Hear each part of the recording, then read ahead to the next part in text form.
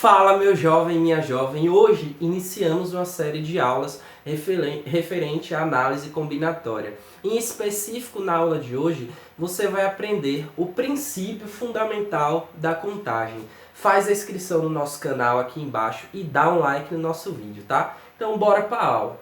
Bem, no princípio fundamental da contagem, a gente vai ter aqui, eu tenho um exemplo para você, de 2 tipos de pão e 4 tipos de recheio. A gente vai fazer aí combinações de modo que a gente saiba o máximo de combinações possíveis nessas opções aqui, tranquilo? A gente tem aqui a árvore de possibilidades e nós temos aqui a tabela de dupla entrada. Eu vou fazer das duas formas para que você entenda bem o princípio fundamental da contagem. Bora lá!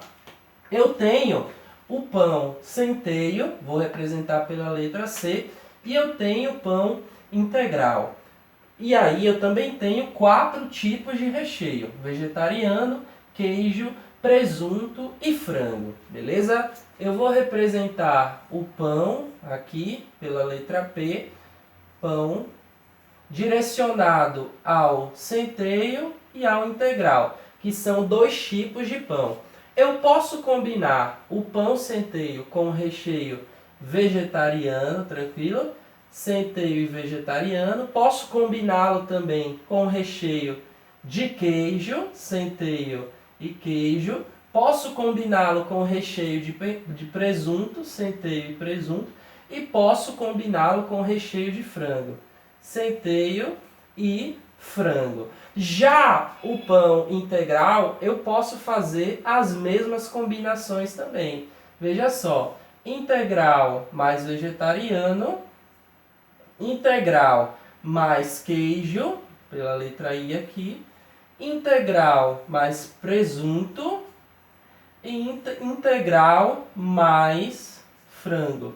Eu tenho aqui uma árvore de possibilidades onde eu realizo combinações de modo a ter o máximo possível de possibilidades que um cliente pode montar um sanduíche de maneiras distintas com 2 tipos de pão e 4 tipos de recheio. Eu também poderia fazer através da tabela de dupla entrada, tranquilo? 5 linhas e tenho aqui 3 colunas. As minhas 4 linhas aqui está representando os tipos de recheio e as minhas 2 colunas aqui está representando os 2 tipos de pão, tranquilo? Aqui eu tenho a coluna dos recheios e aqui eu tenho a linha dos tipos de pão. Eu vou combinar o centeio mais frango e o integral mais frango. Vou combinar centeio mais presunto e o integral mais presunto. Vou combinar centeio mais queijo e integral mais queijo. Vou combinar centeio mais vegetariano e integral mais vegetariano. Se eu for contar aqui, eu tenho 8 possibilidades, tá tranquilo? 1, 2, 3, 4, 5, 6, 7 e 8. Então, nós descobrimos aqui de quantas maneiras distintas um cliente pode montar um sanduíche com 2 tipos de pão e 4 tipos de recheio.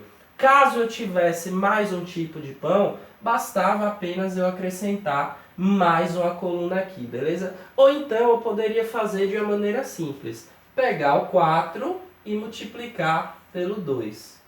Isso vai ser igual a 8, beleza?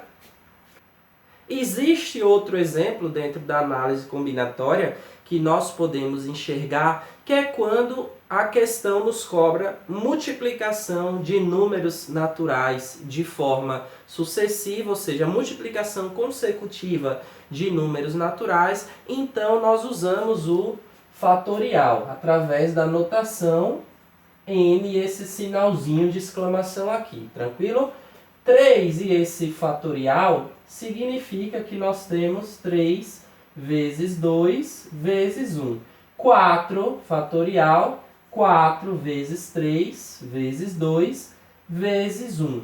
5 fatorial, 5 vezes 4 vezes 3 vezes 2 vezes 1. E assim sucessivamente. Porém, se eu tivesse aqui, citando um exemplo, 5 fatorial sobre 4 fatorial, o que iria acontecer? Isso aqui no numerador, 5 fatorial, que está aqui no numerador, é igual a 5 vezes 4 vezes 3 vezes 2 vezes 1. Enquanto o 4 fatorial é igual a 4 vezes 3 vezes 2 vezes 1. Aqui eu poderia cortar o denominador e o numerador do 4 em diante. Sobraria apenas o número 5, beleza? Fatorial da seguinte forma, n fatorial, ou seja, qualquer número que eu venha escolher, qualquer número natural.